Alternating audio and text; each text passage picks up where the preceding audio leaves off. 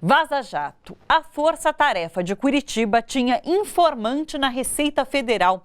Novas conversas divulgadas pela Folha de São Paulo revelam que Deltan Dallagnol recorria ao auditor fiscal Roberto Leonel para checar dados sigilosos sem autorização da Justiça. Leonel chefiava a área de inteligência da Receita em Curitiba e hoje é presidente do COAF. Entre os investigados informalmente estão uma nora do ex-presidente Lula e o caseiro do sítio de Atibaia. No dia 18 de janeiro de 2016, Januário Paludo escreve no grupo Triplex: "Estou pedindo para Roberto Leonel verificar se o aluguel é pago para Marlene Araújo. Já pedi todos os registros de imóveis do Terminal 3 de Guarulhos." No dia 15 de fevereiro, Deltan Dallagnol escreve: "Vocês checaram o imposto de renda do Maradona?" Esse é o apelido do caseiro do sítio de Atibaia. "Não me surpreenderia se ele fosse funcionário fantasma de algum órgão público, comissionado." Júlio Noronha responde: "Não olhamos, vou colocar na lista de pendências." Deltan completa: "Pede para o Roberto Leonel dar uma olhada informal." No dia 6 de setembro de 2016, o procurador Ataíde Ribeiro Costa comunica no grupo: "Pessoal, fiz esse pedido ao Leonel em relação ao fogão e geladeira. Leonel, boa noite. Se possível, tenta ver depois se os seguranças do Lula adquiriram geladeira e fogão da marca Brastemp no ano de 2014, que foram parar no apartamento, no caso Triplex do Guarujá. Será que conseguiríamos ver isso?" Num chat privado, Roberto Leonel e Deltan Dallagnol trocam mensagens e o auditor chega a dizer que gostaria de pedir demissão. Leonel escreve assim: "Olha, só não peço para sair da chefia do SPI, que é o Escritório de Pesquisa e Investigação da Receita, porque acho que ajudo muito mais brigando e enchendo o saco desse povo." Deltan protesta: "Nem pensa nisso, você é essencial." Pois é. A conduta do ex-juiz Sérgio Moro na Lava Jato será denunciada hoje pela Associação Brasileira de Juristas pela Democracia. Um ato acontece no Salão Nobre da Faculdade de Direito da USP a partir das 6h30 da tarde. O ato marca também os 500 dias da prisão do ex-presidente Lula. Sobre tudo isso, a gente conversa agora com o jornalista Miguel do Rosário, que escreve no Cafezinho. Oi, Miguel, tudo bom? Olá, tudo bem? Prazer estar aqui com vocês. O prazer é nosso em te receber, Miguel. Olha só, a Folha de hoje traz, o painel da Folha, né? Ele diz assim que a palavra crime passou a ser usada por ministros do STF a partir desse último Vaza Jato, que é bastante sério, né, Miguel? Eu estava lembrando aqui de um caso muito escandaloso que foi o vazamento das contas daquele caseiro Francenildo. Você lembra? Não lembro. Que derrubou o Palocci. O Palocci era ministro da Fazenda do governo Lula e apesar de, ele ser muito bombardeado, inclusive porque tinha denúncias de que ele participava de umas festas aí, pouco republicanas, mas enfim. Mas o que derrubou ele mesmo foi o fato de que ele teria mandado checar a conta de um caseiro Francenildo, que era quem estava denunciando que ele fazia essas festas, que esse caseiro tinha recebido, se não me engano, 10 mil reais, uma coisa assim, 10 mil reais na sua conta. E naquele momento ali a imprensa toda, a opinião pública brasileira toda se mobilizou. É um absurdo alguém verificar a conta de outra pessoa, isso vai contra os princípios mais sagrados do capitalismo, da república, que é o sigilo, que é o direito à liberdade individual de cada um, de ter a sua privacidade, o seu sigilo fiscal e bancário. E aquilo derrubou o Palocci. Aquilo foi mortal. E agora a gente vê esses procuradores aí brincando com a vida e a morte das pessoas, né? Manda ver se o fulano que comprou uma geladeira, vê o sigilo de outro fulano, pergunta pro Leonel, pede para ele dar uma olhada informal. É evidente que isso aí é completamente irregular, isso aí é um autoritarismo assustador, porque o conceito de democracia é justamente você impor freios ao Estado para que ele não possa devassar a sua vida pessoal, né? Ver quais... Já não basta a capacidade do Estado brasileiro, aí, depois dessa Lava Jato, de quebrar sigilos bancários, eletrônicos, telefônicos, quer dizer, sigilos de comunicação, né, que também já é um exagero, até de advogados do ex-presidente Lula quebraram.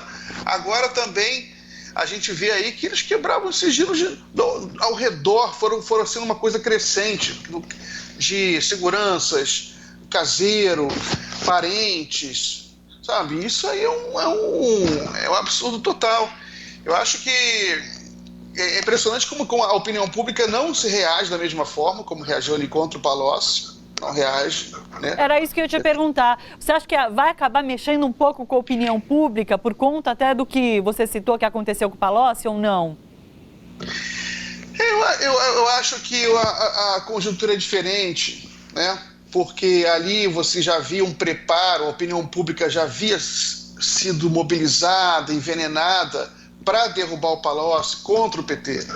Agora é diferente, entendeu? Agora é o contrário, na realidade, né? Você tem uma opinião pública que ainda continua mobilizada, de certa forma, contra o PT, e se você tem uma informação que, de certa forma, ajuda o ex-presidente Lula, ajuda indiretamente até o PT a se defender, a criar uma contranarrativa, né? Essa opinião pública não se envolve tanto. É um movimento hoje que você vê que é mais jurídico, né? Não é tanto de opinião pública. Assim, vai criando, né? Aumentando em espaços crescentes da opinião pública, produzindo uma visão mais crítica do que aconteceu. Só que ainda não é um fenômeno de massa, né? O cara, nem a classe média, nem o povão estão interessados muito, na minha opinião, né, no que o Dallagnol fez. Mas no campo jurídico, isso é uma bomba atômica. Sim. Né? Uma bomba atômica e é uma coisa que está crescendo. Sim. Miguel, vou sair da Vaza Jato para comentar um outro assunto que você trouxe no cafezinho hoje também, que é uma análise da pesquisa da Fox News sobre eleições de 2020 nos Estados Unidos. E daí é bastante interessante porque as pesquisas hoje mostram uma expressiva liderança de candidatos democratas sobre Donald Trump. E daí, assim, vários candidatos ali, pelo menos 4 são citados, e todos à frente de Donald Trump. O que isso significa nesse momento? Lembrando que a gente teve eleições na Argentina, as primárias na Argentina na semana passada, que mostraram a vitória do partido mais progressista. O que isso significa lá nos Estados Unidos nesse momento? Eu acho que esses números, né, se eles persistirem, e você vê uma tendência aí bastante consolidada, de você ver um refluxo, né, do movimento conservador em todas as Américas. Você tem um refluxo na Argentina, que está muito forte, ou lá o Macri está desesperado, resolveu aumentar o salário mínimo, não sei o que evidentemente não engana ninguém, pelo contrário, demonstra fraqueza, porque demonstra oportunismo, se pega mal também com o eleitor. E é provável que o Alberto Fernandes ganhe a eleição. No México, o presidente López Obrador ganhou a eleição, né? E a gente tem até que estudar mais o que está acontecendo no México, é muito interessante. O López Obrador ele faz conferências de imprensa coletivas todo santo dia. A primeira ação de governo dele é fazer uma coletiva para a imprensa. Você vê a importância da comunicação, você vê os erros que nós cometemos, né? No caso do Donald Trump, você vê, ele não está fraco, não. Essa pesquisa aí que eu vi, você vê que ele tem uma aprovação de 43%, é uma aprovação alta ainda, mas nas pesquisas de intenção de voto, ele está perdendo por mais de 10 pontos dos candidatos democratas. O que eu analisei isso aí, que eu gosto de analisar pesquisas estratificadas, por renda, no caso dos Estados Unidos, que é muito forte isso, raça, né, gênero, e tem algumas coisas até que são comuns aqui ao Brasil. Por exemplo, o voto feminino nos Estados Unidos é bem mais progressista, é bem mais, a diferença é gritante, uma coisa que também a gente tem visto aqui no Brasil, né, considerando o Bolsonaro como um cara da direita, né, ele teve muito menos votos por parte das mulheres do que por parte dos homens. Nos Estados Unidos também. Você vê que na pesquisa que eu analisei, o núcleo do eleitorado do Trump é branco, homem branco. Entre homem branco, e no caso dele lá, até que é uma diferença que tem aqui, é homem branco com educação, com menos educação. Os homens brancos mais educados, com ensino superior, já não são tão Trump, já votam mais nos democratas. Agora você vê uma sociedade extremamente polarizada. Extremamente. Você, por exemplo, o voto negro, né, que é muito importante nos Estados Unidos, você vê, é incrível, 84% votam nos candidatos democratas na pesquisa. Puxa, muito interessante para a gente observar realmente esse avanço progressista nas Américas. Vamos aguardar.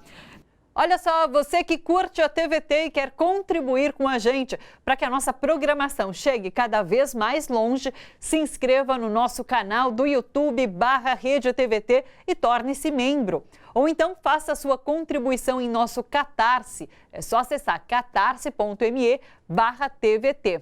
A gente agradece.